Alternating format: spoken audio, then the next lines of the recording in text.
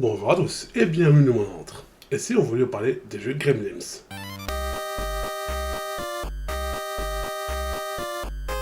je vous dis petit vert avec de grandes oreilles, vous allez me dire... Non, pas bébé Yoda. Les Gremlins bien sûr. Une licence qui est dans la pop culture maintenant. Et tout ça grâce à Joe Dante et à Steven Spielberg. Assez parlé des films, place aux jeux. Et on va commencer par les jeux Atari. Le but du jeu c'est de rattraper les mogwais avant ce qu'ils mangent ce qu'il y a par terre. Oui, Billy est dégueulasse qui jette sa nourriture par terre. Et la deuxième phase se transforme en Space Invader. Et comme tous les jeux Atari, il n'a pas de fin. Donc on va passer au deuxième jeu de l'Atari. Prochain jeu, les Gremlins. Oui, ils n'ont pas changé de nom. Le but c'est de mettre tous les mogwais dans un parc pour bébés, avant que le soleil se lève. Tandis que pour les autres... Et leur sentence est irrévocable.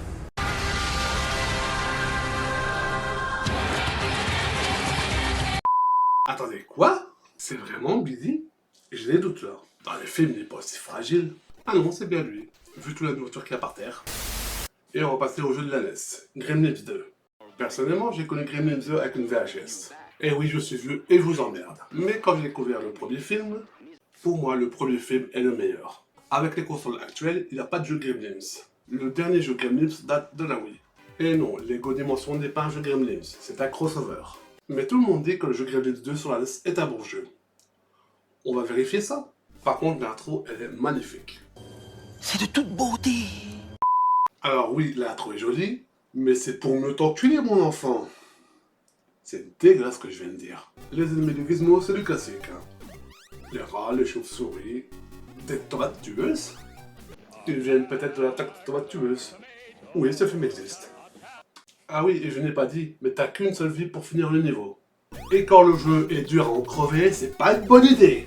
Et encore une bonne idée de ce jeu, t'as aucun checkpoint. Je suis pas venue ici pour souffrir, ok? Le jeu est tellement pute que j'ai envie de l'abandonner dans le bois de Boulogne. Allez, on va continuer avant que ma santé mentale dégénère. Pendant votre aventure, vous pouvez ramasser ces petites boules pour le maître de Gizmo. Attendez une minute, il est pas lent dans le deuxième? Pas envie. Et les ennemis les plus dangereux ne sont pas les Gremlins, ce sont ces putains d'araignées. Elles se multiplient. Elles ont appris ça où? Dans Naruto? Multiclonage! Ça m'étonne même pas que le boss final est une araignée Gremlins. Vous savez, il y a toujours un jeu qui nous a traumatisés quand on était enfant. Pour Joie de Grenouille, c'était Tortue Ninja sur la NES. Et pour Edouard, c'était Skate of Dice sur la Game Boy.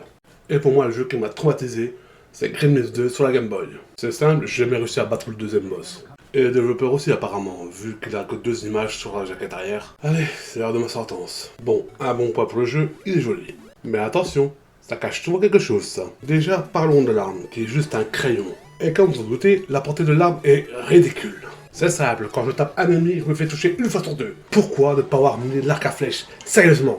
Rien que pour le premier boss, il est dur à en crever. En plus, ça a un sac à PV, merde quoi. Et on passe au deuxième stage. Rien que pour le premier obstacle, tu sens déjà la merde. Regardez-moi ce sadisme. Et je vous rappelle encore que c'est le deuxième niveau. Les plateformes, c'est au poil de cul. Et regardez-moi la vitesse de ces plateformes. Et là, on en arrive à mon pire cauchemar. Le deuxième boss. Malgré tout mon acharnement sur ce deuxième boss, j'ai même pas réussi à le vaincre. Et vous savez pourquoi le jeu est aussi dur? Car ce jeu ne contient que 4 niveaux. Après la version Game Boy, pas de jeu Gremlins sur console. Mais bizarrement, en 2001, il y a eu un jeu Game Boy Color, Gremlins Unleashed. Espérons qu'il soit mieux celui sur la Game Boy. De toute façon, on peut pas faire pire. L'histoire du jeu, c'est juste l'histoire du premier film. La vache, la gueule de Gizmo. On dirait moi quand je découvre mes factures. L'arme est déjà plus logique que celle de la version Game Boy.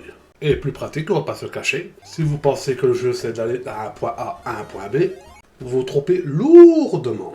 Donc forcément, on me suis dit qu'il fallait éliminer tous les ennemis du stage.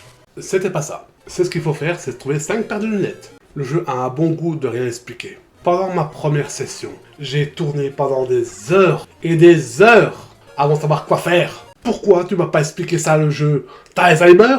Ah oui, et je n'ai pas dit, mais les niveaux sont des labyrinthes. Pourquoi je m'inflige ça?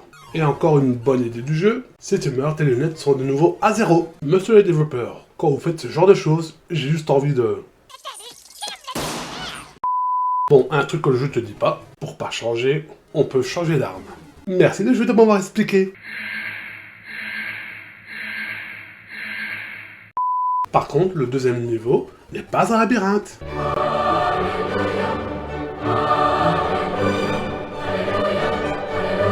Mais ça ne va pas durer. Car après le niveau 2, il nous fait faire un puzzle. Et si tu penses que c'est qu'un bonus, perdu. T'avais qu'à faire le puzzle. Le pire niveau, c'est celui de la piscine. Tout se ressemble, il y a des chemins partout. Pourquoi je m'inflige ça, sérieux? Par contre, il a un souci de taille. Car dans les films, les gremlins, ils font plus ou moins 1 mètre. Et pas la taille d'un cafard. Sinon, s'il avait la taille d'un cafard dans les films, ça aurait été vite plié.